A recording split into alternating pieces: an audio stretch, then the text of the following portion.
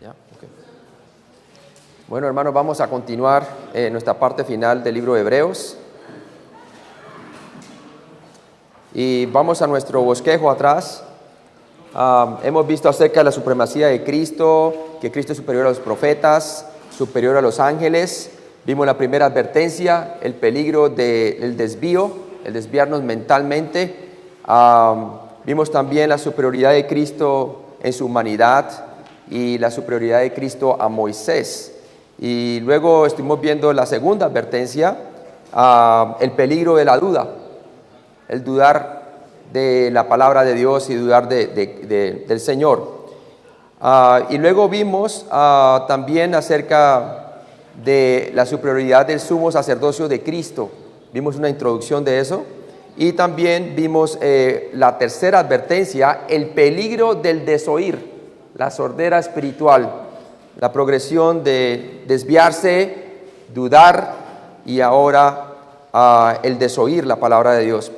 Y entonces el autor de Hebreos trae a la audiencia al progreso espiritual y los trae recordándoles acerca de cómo eran antes de que, en su infancia, ¿verdad? En su infancia, cuando por primera vez tuvieron la fe en Cristo y las primeras obras que hacían conforme a la fe. Y ahora entonces, obviamente, no quería que se fueran al judaísmo de nuevo, que esa es la tentación debido a la persecución. Y entonces ahora le está hablando acerca de la superioridad del sacerdocio de Cristo en comparación al sacerdocio levítico, el cual era inconsistente, ¿verdad? Y no podía perfeccionar las almas, solamente el sacerdocio de Cristo. Y para eso utiliza la figura de Melquisedec, que no tiene descendencia y que no tiene registro, ¿verdad?, acerca de su muerte. Entonces utiliza ese tipo, Melquisedec, como un tipo de Cristo, ¿cierto?, para mostrar la perpetuidad y la continuidad que tiene el sacerdocio de Cristo en comparación a lo rudimentario que era el sacerdocio levítico del Antiguo Testamento. Vimos acerca de la identidad de Melquisedec y vimos que en el versículo 3 del capítulo 7 de Hebreos vimos que es sin padre, sin madre, sin genealogía, o sea que no tiene una genealogía registrada, y que ni tiene principio ni día ni fin de vida, sino hecho semejante ¿a quién? Al Hijo de Dios. Entonces vemos que es semejante, no es el Hijo de Dios, es semejante, debido a que no se le encontró registro de su descendencia, se utiliza como un tipo de Cristo, ¿cierto?, para mostrar que Jesucristo es sacerdote para siempre, y por eso se dice que según la orden de ¿qué? De Melquisedec. Y vimos también que el salmista nos habla acerca del sacerdocio de Jesucristo y de su continuidad según la orden de Melquisedec. Entonces estamos allí, hermanos, estamos hablando entonces de la preeminencia del sacerdocio de Cristo y está tratando de llevar la audiencia hacia la dependencia del sacerdocio de Cristo, en lugar de volver nuevamente al judaísmo. Entonces vamos a ver el sacerdocio de Cristo, vamos a ver que vimos que es perfecto, versículos 11 al 12 del capítulo 7. Ahora me toca a mí ver acerca del sacerdocio de Cristo, que es permanente, hermanos, es permanente. Versículo 13 al 25, y finalmente el hermano John va a hablar acerca del sacerdocio de Cristo interpretado del 26 al 28. Vamos a hablar mi parte entonces, Hebreos 7 del 15 al 22, hermano. Y esto es aún más manifiesto si a semejanza de Melquisedec se levanta un sacerdote distinto, no constituido conforme a la ley del mandamiento acerca de la descendencia, sino según el poder de una vida indestructible.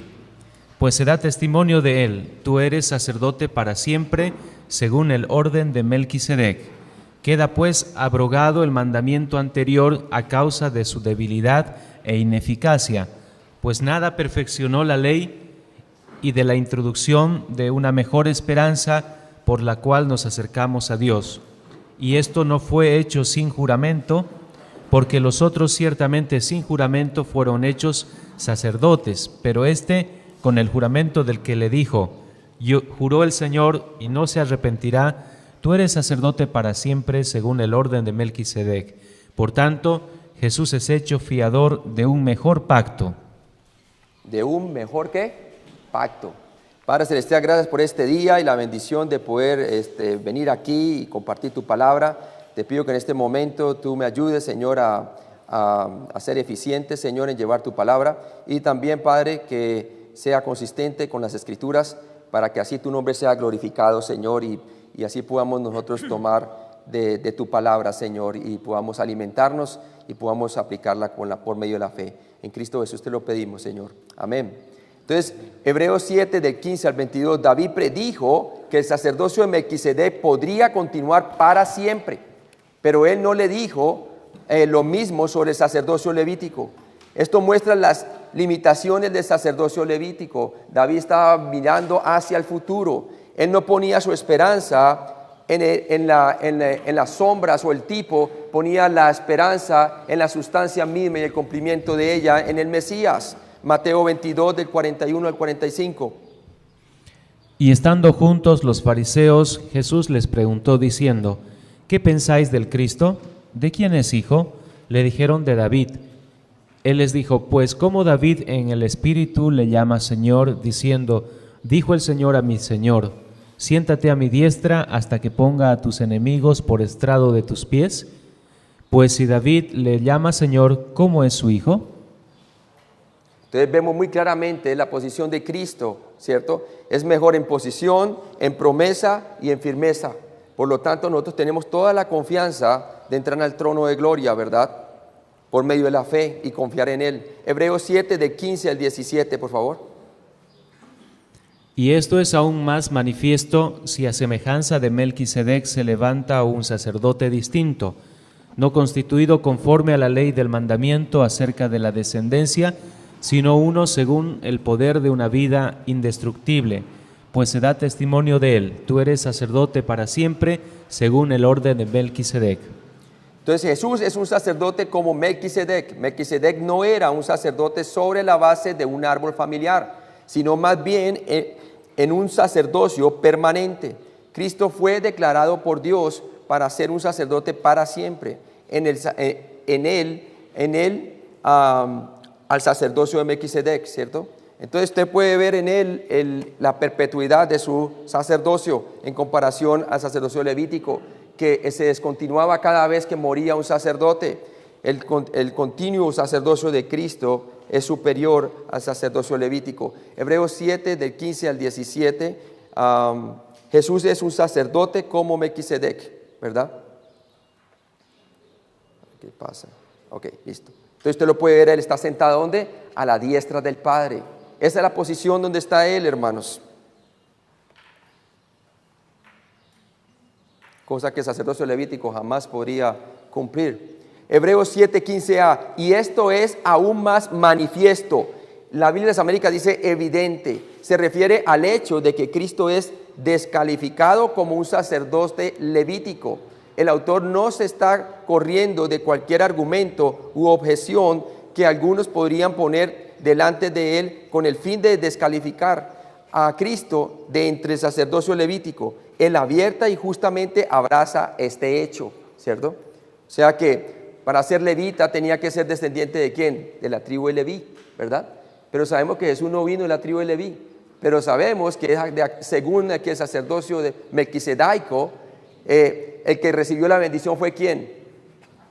Abraham recibió la bendición ¿de quién? De Melquisedec. O sea que Melquisedec era mayor que ¿quién? Que Abraham. Y de Abraham salieron ¿qué? La nación de Israel y por lo tanto Leví. Quiere decir que sobre sus lomos en realidad era ¿quién? Leví dando ¿qué? El diezmo a Melquisedec. Leví dando el diezmo a Melquisedec. Entonces ¿quién es mayor? Melquisedec, como un tipo de que Cristo, el sacerdocio de Cristo es superior al sacerdocio levítico, ¿cierto? Al sacerdocio levítico. Hebreos 5, del 4 al 10.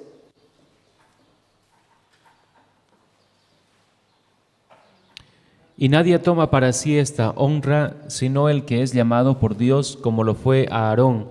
Así tampoco Cristo se glorificó a sí mismo, haciéndose sumo sacerdote, sino el que le dijo, tú eres mi hijo, yo te he engendrado hoy. Como también dice en otro lugar, tú eres sacerdote para siempre según el orden de Melquisedec. Y Cristo, en los días de su carne, ofreciendo ruegos y súplicas con gran clamor y lágrimas al que le podía librar de la muerte, fue oído a causa de su temor reverente. Y aunque era hijo, por lo que padeció, aprendió la obediencia, y habiendo sido perfeccionado, vino a ser autor de eterna salvación para todos los que le obedecen, y fue declarado por Dios sumo sacerdote según el orden de Melquisedec. ¿Según el orden de qué? De Melquisedec, de Melquisedec. Entonces es una orden mayor. Hebreos 7:15b, si a semejanza de Melquisedec se levanta un sacerdote ¿qué? Distinto. Así que se ha levantado otro sacerdote. Su nombre es Jesucristo, y es ciertamente a semejanza de Melquisedec. El autor ahora desarrollará este pensamiento aún más. Hebreos 7:16a, no constituido conforme a la ley del mandamiento acerca de la descendencia. Cristo no se convirtió en un sacerdote sobre la base de un requerimiento físico que demandara que fuera descendiente del linaje familiar de la tribu de Leví o de algún otro requisito legal encontrado en las leyes de Moisés. Él es sacerdote para siempre. Hebreos 7:16b, contrariamente a los requisitos físicos, Cristo se convirtió en un sacerdote según el poder de una vida indestructible. Jesús es un sacerdote perpetuo, basado en su naturaleza como el Dios hombre. En el Salmo 110, el Mesías fue prometido vivir para siempre como un sacerdote que melquisedaico. No más me acuerda cuando Jesús, cuando Nicodemo viene a Jesús, ¿verdad? Y Jesús le dice, ¿no sabes estas cosas? Hablándole del nuevo nacimiento. Era para que él supiese, porque de acuerdo a Jeremías y de acuerdo a Ezequiel, Dios prometía una regeneración espiritual, y por eso le decía que el que no nace de nuevo no puede ver el reino de Dios. Está hablando de nacimiento espiritual. Él decía, ¿cómo puede ser esto? Y Jesús entonces se le devela a él como deidad y le devela su sacerdocio para siempre. ¿Cómo? Le dice, nadie ha subido al cielo sino el Hijo de Dios que está ¿dónde? En el cielo, dice. Está en el cielo. Se le develó como ¿qué? Como deidad, como sacerdote para siempre. Aunque estaba físicamente en su cuerpo en la tierra, estaba arriba presente en el cielo. Y luego le muestra el evangelio, así como Moisés levantó la vara en el desierto, así es necesario que el Hijo del Hombre sea levantado para que todo aquel que en él crea no se pierda, más que tenga vida eterna. Y luego le da Juan 3:16. Entonces vemos muy claramente que se le develó como deidad y luego le muestra su obra, ¿cierto? Para que ponga su fe y pueda ser salvo, ¿verdad? Pueda nacer de nuevo por la obra perfecta de Cristo, que murió por nuestros pecados y resucitó entre los muertos. Cristo tiene la ventaja del poder de una vida indestructible. Indestructible significa perpetua o sin fin. Se los dijo a ellos cuando hizo la primera limpieza del templo. Destruiste el templo y yo lo levantaré en 3 días. Yo tengo poder para poner mi vida y volverla a tomar, ¿verdad? Entonces, el sacerdocio de Cristo es indestructible, significa que es perpetuo y sin fin. Por su naturaleza divina y por medio de su resurrección a la vida, Jesús demostró su indestructibilidad. Fue por lo tanto sumamente calificado para este nuevo ¿qué? Sacerdocio, hermanos. ¿Y qué es lo que provoca todo esto a la iglesia hebrea? Lo quería llevar nuevamente a la confianza que ofrece la revelación superior y fundada sobre mejores promesas, con mejores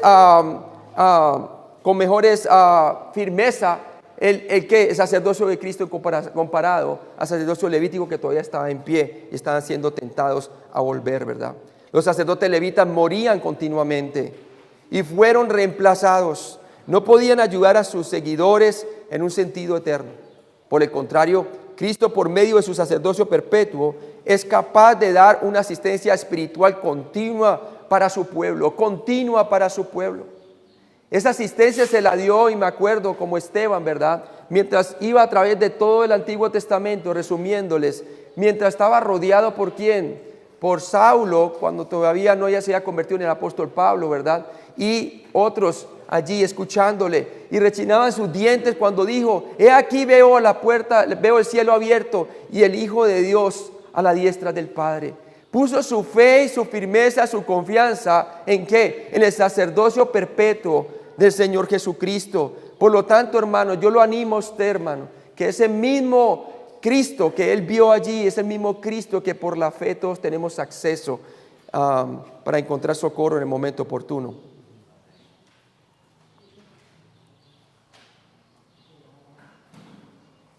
David manifestó que el sacerdocio de Melquisedec podría continuar para siempre. Esto nunca se dijo del sacerdocio levítico. Este detalle muestra las limitaciones del sacerdocio levítico. Hebreos 7, 16a, pues se da testimonio de él, tú eres sacerdote para siempre. Cristo tiene el testimonio del salmista David, que él como Mesías es un sacerdote para siempre. ¿Pero qué tipo de sacerdote? Hebreos 7:1, 7:17b dice: Cristo era un sacerdote según el orden de Melquisedec. El sacerdocio melquisedaico era un sacerdocio único del cual Cristo servía como un rey que sacerdote. Recordemos que como se había visto en otros hermanos que han predicado anteriormente, Melquisedec era el rey de Salem, ¿verdad? Y Salem era lo que es Jerusalén, ¿verdad? Lo que viene a ser Jerusalén. Por lo tanto, vemos claramente cómo el Señor es rey y ¿qué? Y sacerdote. Para que Abraham venga y le dé que el diezmo del botín, de la captura que tuvo él de la guerra, ¿verdad?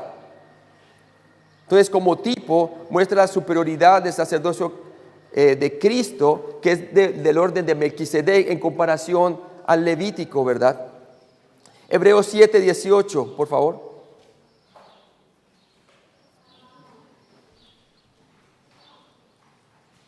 Queda pues abrogado el mandamiento anterior a causa de su debilidad e ineficacia. ¿Queda qué? Anulado. La ley no pudo hacer lo que se necesitaba, hermanos, ¿cierto? Y por eso el sacerdote continuamente sacrificaba y nunca se podía sentar, porque su oficio nunca terminaba. El que lo terminó fue Cristo en la cruz diciendo: consumado es, ¿verdad? Y cuando dice abrogado o anulado, era necesario que se dieran cuenta la iglesia hebraica de que todo aquello que está sucediendo, que él parecía como muy relevante para la época, ¿verdad? Porque todo continuaba como si Cristo nunca vino, ¿verdad? Entonces le está acordando que todo eso quedó abrogado por la sangre de Cristo. Porque la sangre de becerros y continuos sacrificios nunca podían quitar el pecado del medio. Solamente lo cubrían porque daban lugar ¿a qué? A que la sangre de Cristo, ¿cierto? Del Hijo de Dios, Dios y hombre al mismo tiempo, perfecto, era la única que podía ¿qué? Quitar el pecado del medio, limpiarnos de toda iniquidad, de toda culpa, hermanos. Porque el sacrificio levítico no podía quitar la culpa a los que ¿qué? A los que estaban bajo la ley, ¿verdad? Debido a la debilidad inherente, la mediación del sacerdocio levítico para la humanidad era inadecuada. Por lo tanto, Dios lo puso a un lado. ¿Por qué? Porque era inadecuado, junto con todas sus cualificaciones conferidas por mandato en las leyes y regulaciones de la ley mosaica. La palabra debilidad, del griego asthenes, significa ser sin fuerza alguna o impotente. ¿Por qué todo eso cuando vimos el templo, el oficio, el lavado de las manos, todo esto? ¿Por qué tenían que hacer eso? Porque tipificaba ¿qué? Lo que Cristo, su sacerdocio perfecto, ¿verdad? Entonces, de cierta manera, querían hacer una representación de lo que estaba en el cielo, en la tierra, por medio del tabernáculo, posteriormente en el templo, pero vino su cumplimiento en Jesucristo. Por lo tanto, estaba llevado por débiles hombres y debido a su debilidad no podía realmente dar nada perpetuo para los hombres. Cristo sí, Cristo ofrece vida eterna, hermanos, algo perpetuo, el perdón una vez por todas. El autor se refirió a las leyes que gobernaban el sacerdocio levítico como ineficacia o inutilidad, como dice la Biblia de 1909, Reina Valera, anopheles en griego. Esta palabra significa improductivo o sin servir algún propósito, un propósito ¿qué? Aparente. El sacerdocio levítico era inadecuado para resolver el problema real del hombre. Lo que la ley no podía hacer, Dios lo cumplió en la obra sacerdotal de Cristo. Romanos 8, 3 al 4, por favor. Porque lo que era imposible para la ley, por cuanto era débil por la carne, Dios, enviando a su Hijo en semejanza de carne de pecado, y a causa del pecado, condenó al pecado en la carne, para que la justicia de la ley se cumpliese en nosotros, que no andamos conforme a la carne, sino conforme al Espíritu. Conforme al Espíritu. ¿Y se acuerda lo que dice también Gálatas 4:4? Pero cuando vino el cumplimiento del tiempo, Dios envió a su Hijo nacido de mujer y nacido bajo la ley, para que redimiese a los que estaban bajo la ley, a fin de que recibiésemos la adopción de hijos. Fuimos adoptados como hijos de Dios, debido a ¿qué? A la obra de Cristo. El tiempo aoristo, activo, indicativo de la palabra perfeccionó, fue usado por el autor para afirmar sin lugar a dudas que la ley no pudo hacer nada perfecto o completo, del griego teleio.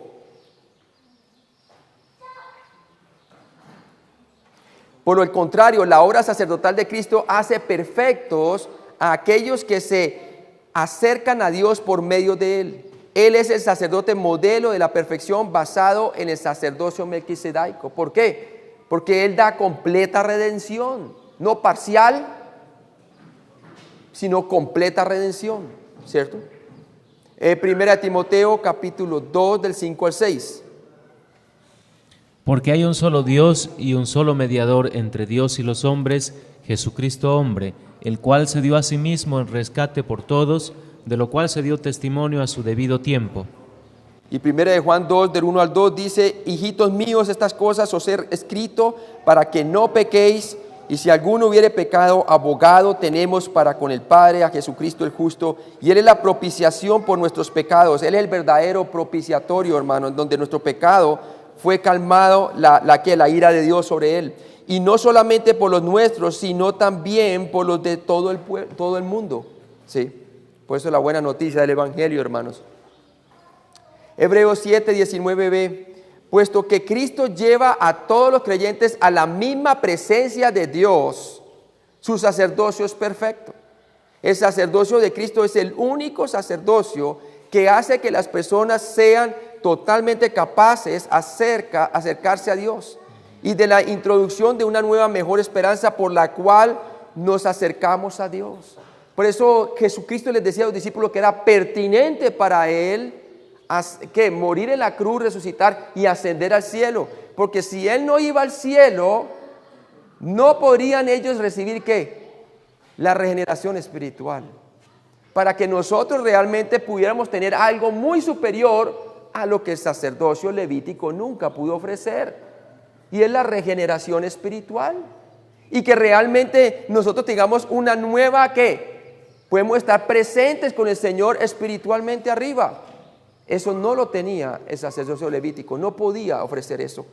Mas nosotros sí lo tenemos por medio de Cristo, hermano. Tenemos las arras del Espíritu, dice la palabra de Dios, ¿cierto? Que nos ayuda a hacer intercesión aun cuando no sabemos cómo pedir, ¿verdad? Una mejor o más segura esperanza vino con Jesucristo. Esta esperanza fue a través del perdón total de los pecados provisto para nosotros en Cristo. Hermano, ayer nomás estaba hablando con alguno de ustedes y me hablaba que es maravilloso cuando uno está caminando según el Espíritu y el Señor le recuerda escrituras, le recuerda cosas, ¿verdad? Esa es una de las ventajas que tiene ¿qué? El sacrificio de Cristo, su muerte, resurrección y ascensión, su sacerdocio perpetuo, hermano. Constantemente Él le dijo, y Él os recordará lo que habéis de decir, dice la palabra de Dios. hablando del Espíritu Santo. Eso no lo podía ofrecer el sacerdocio levítico. Hebreos 4, del 14 al 16. Por tanto, teniendo un gran sumo sacerdote que traspasó los cielos, Jesús el Hijo de Dios, retengamos nuestra profesión, porque no tenemos un sumo sacerdote que no pueda compadecerse de nuestras debilidades, sino uno que fue tentado en todo según nuestra semejanza, pero sin pecado. Acerquémonos pues confiadamente al trono de la gracia para alcanzar misericordia y hallar gracia para el oportuno socorro. Entonces una mejor y más segura esperanza vino con Jesucristo. Esta esperanza fue a través del perdón total de los pecados, provisto para nosotros en Cristo, ¿verdad? Es más, tenemos un testimonio superior al testimonio de ¿qué? De Moisés y del sacerdocio levítico, y es el testimonio del Espíritu Santo, que nos da testimonio a nuestro espíritu de que somos hijos de Dios. ¿Sí? La esperanza que tenemos en Cristo es absoluta. Por lo tanto, no hay duda de ninguna manera, hermano. En nuestra esperanza tenemos la vida eterna. Es una posesión presente, ¿cierto? La resurrección en cuerpos glorificados también es otra. Las bendiciones del reino prometido y la oportunidad de ganar recompensas eternas, ¿sí? Eso no lo podía ofrecer el sacerdocio levítico. Hebreos 7, del 20 al 22. Y esto no fue hecho sin juramento, porque los otros ciertamente sin juramento fueron hechos sacerdotes, pero este, con el juramento del que le dijo, juró el Señor y no se arrepentirá. Tú eres sacerdote para siempre, según el orden de Melquisedec. Por tanto, Jesús es hecho fiador de un mejor pacto. De un mejor pacto, hermano, ¿verdad? Leví no fue un sacerdote por un juramento, Jesús lo fue. El sacerdocio de Aarón continuó año tras año, de padre a hijo, sin necesitar una confirmación de primera mano de Dios. Hebreos 7:20, y esto no fue hecho sin juramento. Este nuevo sacerdocio del Mesías, con sus principios gobernantes, se estableció por medio de un solemne juramento pronunciado por Dios el Padre en el Salmo 110:4, hermano. Juró el Señor y no se arrepentirá. Tú eres sacerdote para siempre, según el orden de Melquisedec. ¿Según el orden de qué? Del Melquisedec. Y usted mira el salmista, ¿dónde ponía su fe él, verdad? En el Mesías. Él sabía que todo esto era una representación, pero que la sustancia misma iba a venir en el futuro. Y por eso él veía a su Señor a la diestra de su Señor, hablando del Mesías, ¿verdad? Mire que él veía el sacerdocio de Cristo aún antes de él hacerse ¿qué? Hacerse hombre, ¿sí? Y fuera de eso, vemos claramente que ese fue en el día de Pentecostés, que Pedro habló acerca de ¿qué? De que David había profetizado del Mesías, de su muerte y resurrección, diciendo que no vería mi carne que corrupción. Entonces él veía el sacerdocio perpetuo que estaba hecho según el juramento y ponía su confianza en él, ¿verdad? Pero cuánto más nosotros, hermanos, que miramos hacia atrás y ya hemos sido bautizados por el Espíritu Santo. Hebreos 7, del 21a, porque los otros ciertamente sin juramento fueron hechos sacerdotes, por eso era débil, ¿verdad? Por el contrario, los hijos de Leví se convertían en sacerdotes sin que Dios les hiciera un juramento solemne.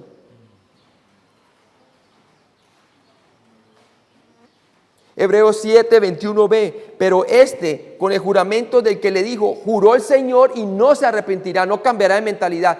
Tú eres sacerdote para siempre, según el orden de Melquisedec, ¿cierto? Y por eso una vez, cuando se presentó Jesús, a manera de paloma bajó como si fuera el Espíritu Santo y lo mostraba que ese era aquel que es el Mesías, ¿verdad?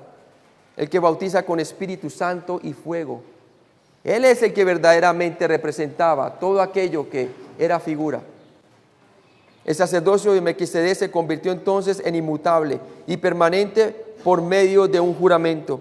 Y como decía Juan cuando estaba predicando, en el Jordán, que él era primero que él mismo, ¿verdad? Que no era digno de desatar sus sandalias.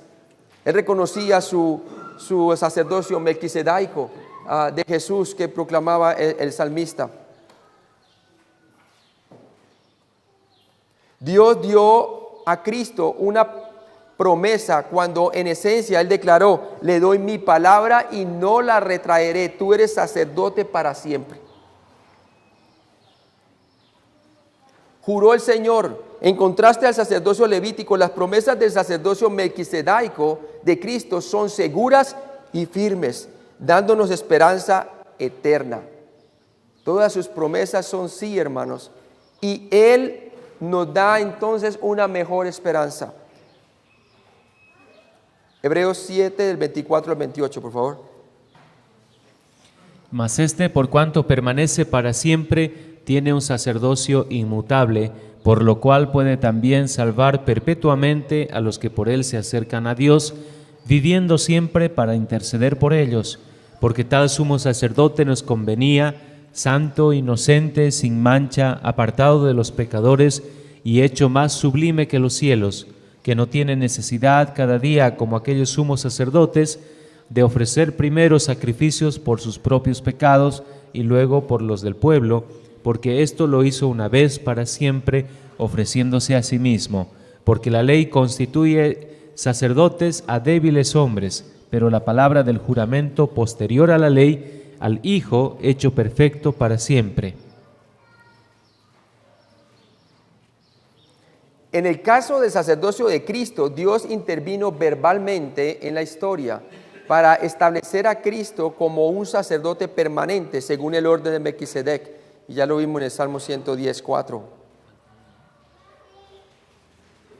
Por medio del sacerdocio melquisedaico establecido por el juramento de Dios, Cristo ahora intercede como nuestro sacerdote en nuestro nombre, no aquí en la tierra, sino en realidad ante el trono de Dios en el cielo, que es nuestra verdadera ciudadanía. Romanos 5:10, por favor. Romanos 5:10.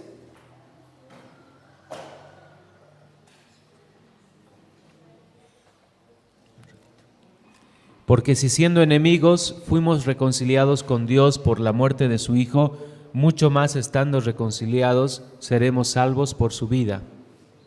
Ahí está. Hebreos 7:22. Por tanto, Jesús es hecho fiador de un mejor pacto. Jesucristo fue aquel específicamente elegido por Dios para mediar en un nuevo pacto. Se ha convertido en el garante de un nuevo y mejor pacto, diseñado para reemplazar el pacto inferior establecido por Moisés bajo la ley. ¿Sí? Jesús vino a ser el sacerdote, tanto el sumo sacerdote como el sacrificio mismo.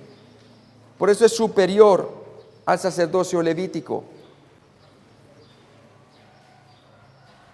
En primer lugar, tenemos que entender que un pacto es una promesa hecha entre dos partes. Entre dos partes.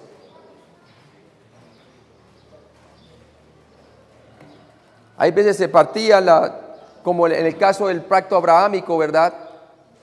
Cogió el Señor y le dijo a él que partiera unas tórtolas y las pusiera, unas aves, las partiera y le esperara que el Señor le hablara, ¿verdad? Y Abraham se quedó tratando de espantar las aves de rapiña, de comerse el sacrificio, ¿verdad? Y al último cayó dormido, ¿verdad? En ese tiempo los pactos se dividían los animales y las dos partes que se comprometían al pacto, cuando era bilateral, dos partes, bilateral, de las dos partes, de los dos lados, pasaban por el medio del pacto. Entonces los dos se comprometían ¿a qué? Al pacto mismo, ¿cierto? Pero en el caso de Abraham se cansó y quedó dormido, ¿verdad? Porque el Señor le estuvo mostrando de que el pacto que le estaba dando a él era unilateral. Solamente dependía de ¿qué? De la promesa y del posterior juramento de Dios. Por lo tanto, él pasó como una llama de fuego en medio de ¿qué? Del sacrificio, ¿verdad? De los que estaban divididos. Mostrando que es mejor pacto, mi hermano, el del Señor Jesucristo, ¿verdad? sacerdocio para siempre. El establecimiento de un mejor pacto era parte de la obra sacerdotal de Cristo. Jesús es hecho fiador de un mejor pacto, porque está basado bajo mejores promesas. Y acuérdense que la palabra mejor se repite muchas veces en el libro de Hebreos. Cristo se ha convertido en un fiador o la garantía de un mejor pacto que se establecerá con la nación de Israel en el futuro. ¿Se acuerda cuando el Señor tomó la copa? Digo, esta es la sangre del pacto, ¿cierto? Tomar esto en memoria de mí. Y tiene un aspecto pasado que nos recuerda ¿qué? Nos recuerda el pasado, pero también tiene un aspecto presente y también un aspecto futuro, porque Él dice, hacer todo esto hasta que yo venga, ¿verdad? ¿Por qué? Es la sangre de la nueva alianza, del nuevo pacto, que Él derramó por nosotros en la cruz. Entonces Cristo se ha convertido en un fiador o la garantía de un mejor pacto que se establecerá con la nación de Israel en el futuro. Todas las promesas que Dios le dio, tanto de la tierra, el pacto de Deuteronomio, el pacto abrahámico, se dividía el de la tierra, también el davídico y también el nuevo pacto en su sangre. Y todas las sus provisiones físicas están por cumplirse ¿dónde? En el futuro reino milenial.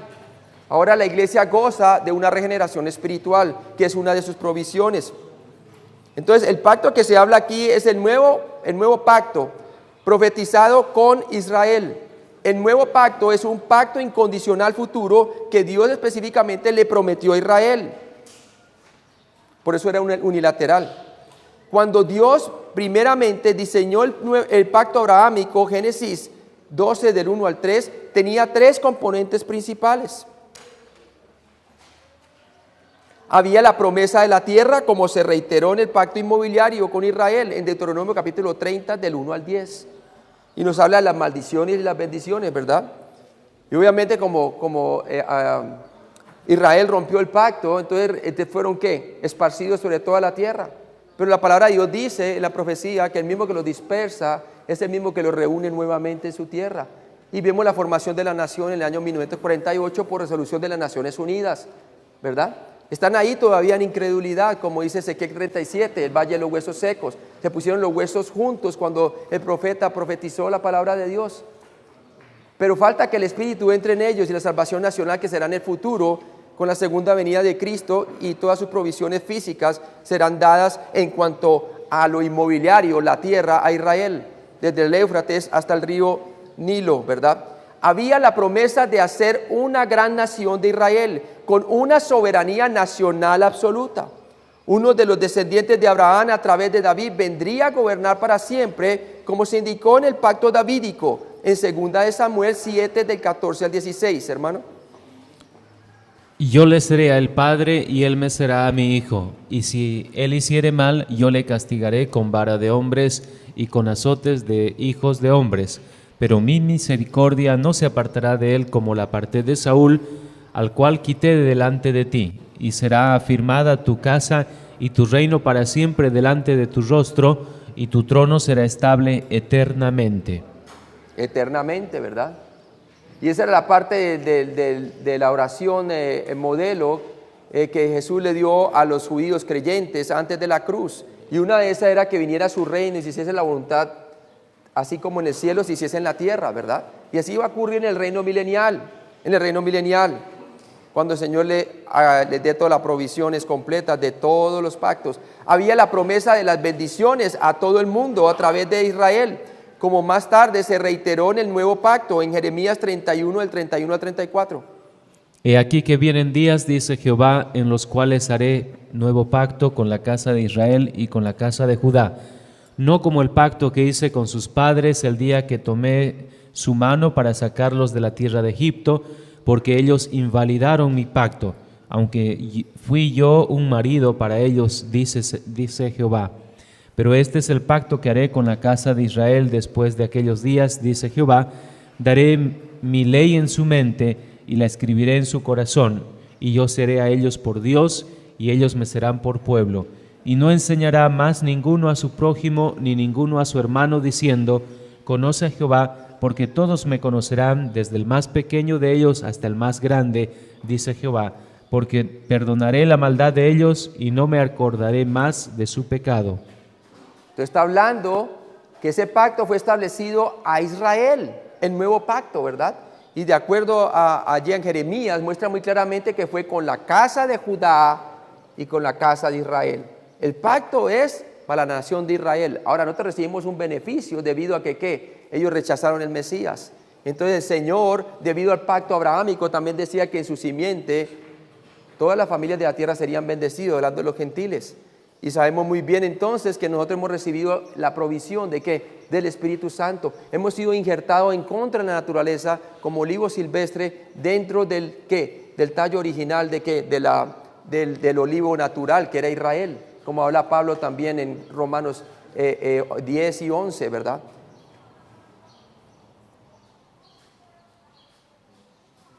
Estos tres aspectos del pacto abrahámico se cumplirán plenamente en la venida del reino milenial, ¿verdad? Es más, el pacto dice que cuando el Señor derrame su espíritu nacional sobre Israel y todo Israel sea salvo, la gran mayoría de ellos como nación van a ser salvos, dice la palabra de Dios que no se dirá más, conoce al Señor, porque cada uno conocerá al Señor, ¿verdad? Porque va a estar con Él presentemente, ¿sí? Y fuera de eso, espiritualmente, con la regeneración espiritual y físicamente de igual manera. Estos tres aspectos del pacto abrahámico se cumplieron plenamente, se cumplirán plenamente en la venida del reino milenial con Cristo. Y nosotros como la esposa del Cordero, cuando descendamos con el Señor, vestidos de lino fino, ¿verdad? Haremos parte también de ese reino. El pacto mosaico o la ley de Moisés, por otro lado, era ¿qué? Condicional. Tan condicional era, ¿cierto?, que cuando el pueblo se rebeló y cuando Moisés bajó del monte y los vio a ellos haciendo toda esa idolatría con Aarón, ¿verdad?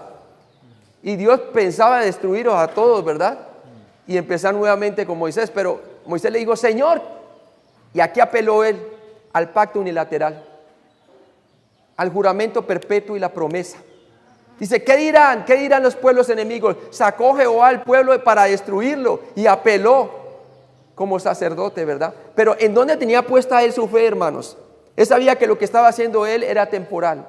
Él sabía que Dios iba a levantar el profeta con P mayúscula, ¿verdad? Que iba a salir de quién, de la nación de Israel, y que a ese verdaderamente el pueblo iba a oír.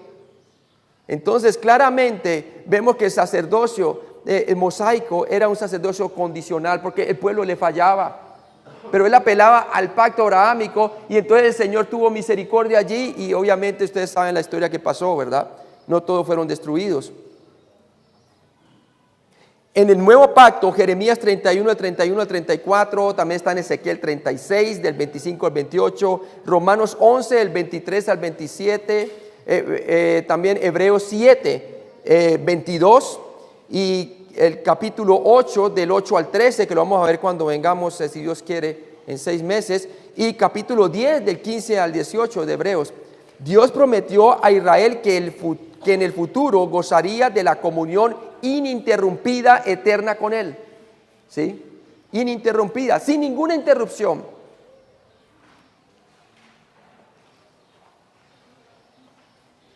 Aunque solo hay un nuevo pacto establecido específicamente con Israel, el mundo entero será bendecido a través de ese pacto, como fue profetizado en Génesis 12:3, por favor.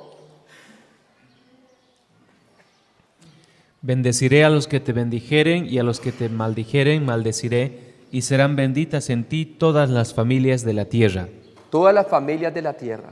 Es más, es bajo ese pacto y bajo ese pacto que el Señor dice, maldeciré a los que te maldigan y bendeciré a los que te bendigan, que el Señor va a juzgar las naciones con respecto al trato de Israel durante la tribulación cuando Él venga por segunda vez, ¿verdad?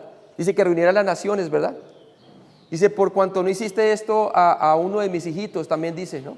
O sea que el Señor va a juzgar a las naciones según el trato de Israel. Y en Joel capítulo 3, creo, si no me equivoco, dice allí muy claramente que Él entonces va a vengar a Israel de aquellos que estuvieron de acuerdo en dividir la tierra, ¿cierto? En el día del Armagedón, hermanos, ¿sí? Porque estuvieron de acuerdo en dividir la tierra. Por eso debemos de apoyar a Israel debido a que al pacto abrahámico. Y orar primeramente por su conversión espiritual, pero también debemos de orar por su preservación, porque sabemos que Dios la va a preservar, pero van a pasar por tribulación nunca antes vista sobre la tierra, ¿verdad? Claro que los gentiles van a ser afectados también, pero el foco va a ser la nación de Israel. Hebreos 8, del 8 al 12, dice así: por lo cual este es el pacto que haré con la casa de Israel después de aquellos días, dice el Señor, pondré mis leyes en la mente de ellos, y sobre su corazón las escribiré, y seré a ellos por Dios. Y es una presencia física, hermano. Pondrá su espíritu en él, regeneración espiritual, pero también físicamente. Y seré a ellos por Dios, y ellos me serán mi pueblo. Mire que de eso todavía no gozamos nosotros, de esa provisión. Todavía no gozamos de ver a Dios físicamente y de estar con Él físicamente. Pero sí hemos recibido la primera provisión, que es que Él ha puesto su espíritu dentro de nosotros, ¿cierto? Aunque no tenemos todavía cuerpo glorificado, lo hizo por nosotros. Y ninguno enseñará a su prójimo, ni ninguno a su hermano, diciendo, conoce al Señor, porque todos me conocerán, desde el menor hasta el mayor de ellos. ¿Por qué? Está ahí presente, ¿sí? Porque seré propicio a sus injusticias, y nunca más me recordaré de sus pecados y de sus iniquidades. De sus iniquidades, ¿cierto? Básicamente, de las fiestas judías, el día de la expiación se va a cumplir cuando Jesucristo venga por segunda vez y les dé el beneficio a ellos del nuevo pacto en su sangre, la regeneración espiritual, ¿cierto? La iglesia jugará un papel administrativo con Cristo en el cumplimiento del nuevo pacto, el cual fue establecido específicamente con la casa de Israel por medio de la sangre ¿de quién?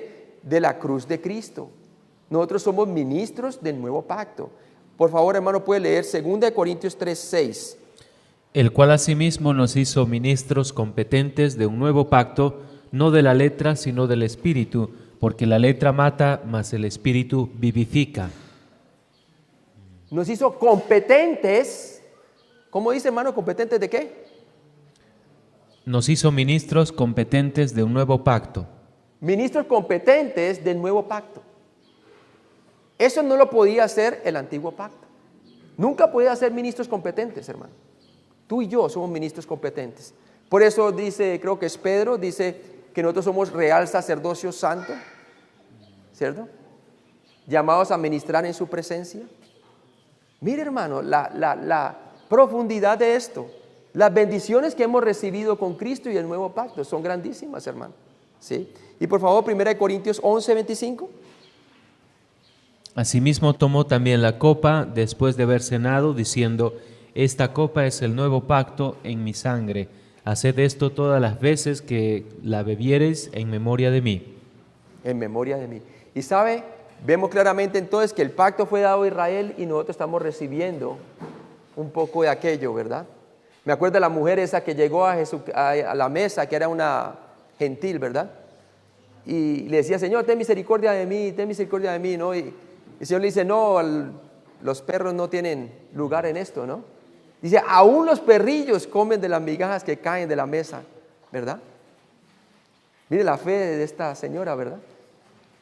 Claramente estaba mostrando allí que Jesús también tuvo, ¿qué? Misericordia de los gentiles, ¿cierto? Y ciertamente cuando aún todavía Israel no había rechazado todavía el reino, hermano, ¿sí? Tremendo. Y esto es lo que nosotros hemos adquirido por medio de la regeneración espiritual. Tenemos acceso, pero también Él nos ha hecho ministros competentes. Somos más competentes que el sacerdocio levítico, hermano. ¿Sí? Debido al ministerio sacerdotal melquisedaico de Cristo, establecido por medio de su muerte, resurrección, ascensión y sesión a la diestra de Dios, quiere decir su continuo sacerdocio, ya probamos algunos beneficios espirituales y bendiciones de la venida del nuevo pacto. Algunos, no todos. Entonces, para terminar, vimos el pacto abrahámico, hermanos, que es la fundación para todos los pactos unilaterales de Dios con Israel. Quiere decir que Dios juró y Dios prometió que van a suceder debido a ¿qué? A su palabra, hermano. Génesis 12, del 1 al 3. Le prometió la tierra, la simiente y las bendiciones. Y la bendición, ¿verdad? Es tan como base, dieron como base al pacto inmobiliario de Deuteronomio capítulo 29 y 30, la tierra, la bendición de la tierra, bendición física. El pacto davídico, segunda de Samuel 7, del 12 al 16, nos expande acerca de la simiente, ¿cierto? Entonces, estos pactos son expansiones del pacto abrahámico. El uno de la tierra, el inmobiliario, el pacto davídico de la simiente, ya nos habla, ya estaba formado el reino de Israel, parte de la promesa se está empezando a cumplir, te haré de ti una gran nación, ¿verdad? Y de ti serán reyes, también decía la palabra. Y tenemos el nuevo pacto con Jeremías 31, del 31 al 34, la bendición futura de una regeneración espiritual, ¿a pesar de qué? De la desobediencia de Israel. Entonces el nuevo pacto, como es lo que estamos viendo ahora, predice el perdón de Israel. Jeremías 31, 34 lo habla. Garantiza la regeneración de Israel, que es la base para el reino mesiánico. Jeremías 31, el 31, 34, Isaías 55, 3, 59, 21 y así, ¿no? Y Ezequiel 16 también nos habla. Promete que el Espíritu Santo morará en Israel durante el reino mesiánico. Ezequiel 36, del 26 al 27. Y se cumplirá literalmente a Israel en el reino mesiánico. Los gentiles de la edad de la iglesia pueden experimentar la regeneración por la fe en el Mesías, como lo dice Lucas 22, 20. Por favor, hermano, Lucas 22, 20.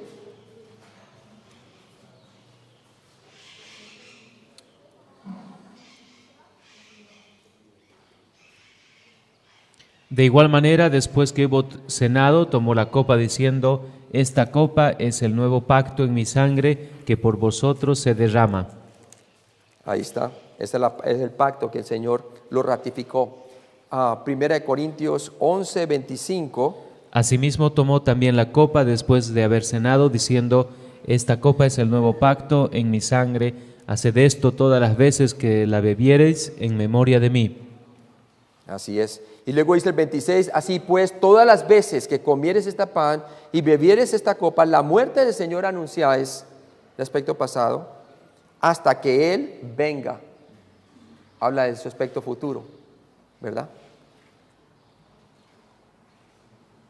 Entonces lo vemos de una manera de gráfica. Antes de la ley fue dado el pacto abrahámico, Génesis 12, del 1 al 3, con el patriarca Abraham. Vemos cuando llegaron a la tierra prometida, el pacto inmobiliario, la tierra, Deuteronomio capítulo 29 al 30, cuando ellos fue establecido por medio de Moisés, cuando iban para la tierra prometida. El pacto davídico, la simiente, ya cuando estaban en la tierra, ¿verdad? Entonces el pacto davídico nos habla de la expansión de la simiente, 2 Samuel 7, y vemos el nuevo pacto, el de la bendición, en Jeremías 31 y Ezequiel 36. Y todos esos tres pactos fueron ratificados en su sangre por medio de ¿qué? De la cruz. Cristo demostró que Él es fiel y es fiel sacerdote para salvarnos eternamente, hermanos, y nos dio eterna redención por medio de su muerte y resurrección. Entonces todos esos pactos van a tener su cumplimiento final, el pacto inmobiliario, el pacto davídico, en el reino milenial. Toda la tierra que Dios le prometió a Abraham será dada a Israel. No es ellos que la van a conquistar, sino Dios quien se la va a dar. Solamente hoy tienen el 10% de esa tierra. El pacto davídico, la simiente, ¿verdad? El Mesías va a ¿qué? A estar con ellos físicamente y con nosotros durante el milenio. Y el nuevo pacto, las bendiciones del nuevo pacto, ¿verdad? Todo eso van a ocurrir también durante el milenio. Las bendiciones de las provisiones del nuevo pacto. Vamos a orar entonces y vamos a continuar, ¿verdad? Con la próxima exposición. Hermanos, ¿qué hemos visto entonces? La posición, la promesa y la firmeza que tenemos en ¿quién? En el sacerdocio superior de Cristo, que es según la orden de Melquisedec. Hemos visto cómo usted y yo somos ministros del nuevo pacto, superior a lo que las sombras no podían hacer, ¿verdad? Hemos recibido una regeneración espiritual, hermano. Estamos seguros en Cristo. Por lo tanto, hermanos, no hemos de caer de nuestra firmeza, ¿cierto? Y para terminar, termino con este versículo en Hebreos capítulo 6, versículo 11 y 12. Pero deseamos que cada uno de vosotros muestre la misma solicitud hasta el fin, para plena certeza de la esperanza, a fin de que no os hagáis perezosos, sino imitadores de aquellos que por la fe y la paciencia heredan tiempo presente las promesas, las viven hoy, aunque son cumplidas para mañana, promesas en el reino, hoy las puedes vivir aquí en la tierra. ¿Por medio de qué? Del Espíritu Santo, porque eres ministro del nuevo pacto. Somos ministros competentes. Padre Celestial, gracias. Gracias por hacernos ministros competentes, Señor, del nuevo pacto, Señor. Y sabemos, Señor, que tú dijiste y nos diste una gran comisión, porque ahorita tú estás edificando tu iglesia. Y sabemos, Señor, de que tú quieres que nosotros vayamos a Jerusalén, a Samaria y al resto del mundo. Por decirlo así, aquí en Bolivia, empezando de cada una de las ciudades representadas aquí en los hermanos que están escuchando el mensaje. Y que cada uno debe ir primero a su lugar, expandir la palabra de Dios como ministros competentes del nuevo pacto, traer la buena noticia del Evangelio, porque Cristo está edificando su iglesia y dice: edificaré mi iglesia y las puertas del Hades no prevalecerán contra ella, Señor. Y hasta el día del rapto, cuando tú vengas, Señor, ahí vamos a recibir una revelación aún superior a la que tenemos cuando ya seamos liberados de toda la esfera del pecado y estemos en tu misma presencia, Señor. Pero mientras tanto, Padre, ayúdanos a llevar el Evangelio y a comunicarlo y a vivir con la esperanza puesta delante de nosotros, Señor, y aprender de Jesucristo, el autor y perfeccionador de nuestra fe. En Cristo Jesús te lo pedimos. Amén.